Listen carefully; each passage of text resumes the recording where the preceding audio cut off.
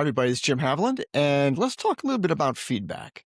The notion of feedback is that we have to let people around us know how they're doing and receive feedback from them on how we're doing.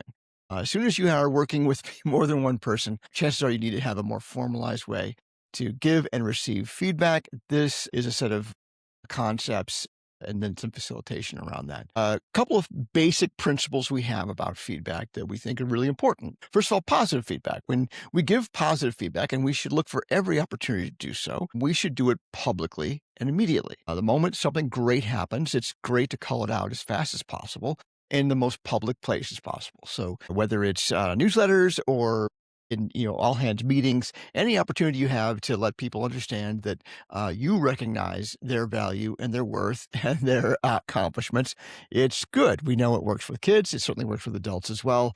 Missing the opportunity is a big miss. Negative feedback is, it doesn't have to be terribly negative, but any of the redirection, any of the pointers we're trying to give people, that should be done in private.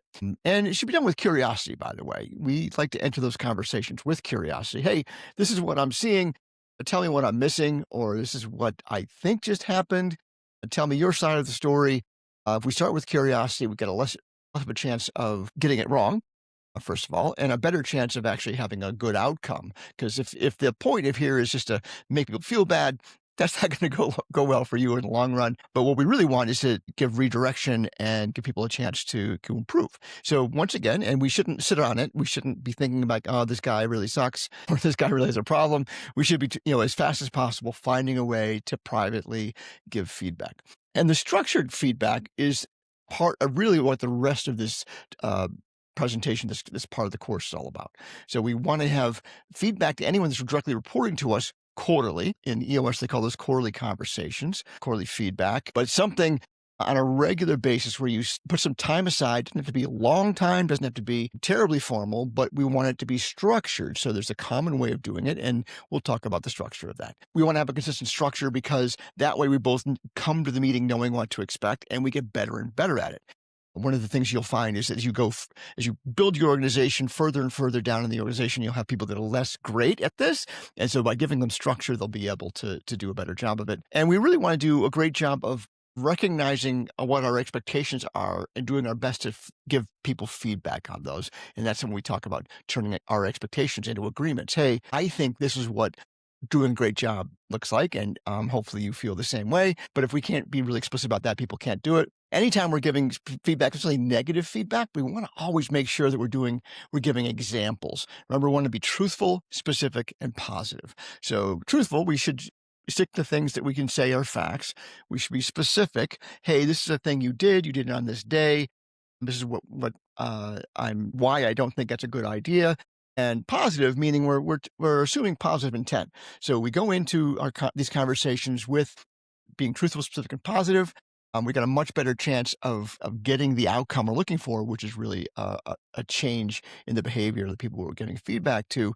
And if you have 3 examples, and it's not really me extrapolating anything, it's like, hey, at this point, hey, I don't think you're really into one of our core values. Here's 3 things that I think suggest that I've seen you do. Their behaviors that are against our core value that I've seen you do. What can you tell me about that? But at least then it's not like, oh, I'm just being mean to you or I'm picking on you. There's real things here that we can really address and understand why I'm triangulating those into some feedback. The last thing is the 3 strikes rule. We want to make sure that everyone's super clear that there is an opportunity for grace. There's an opportunity for someone to say, hey, I don't think you're getting this right. And then, but I could give you a strike on it. I mean, in EOS, they call it the core value strike. It isn't just about core values. It can also be about behavior in your role.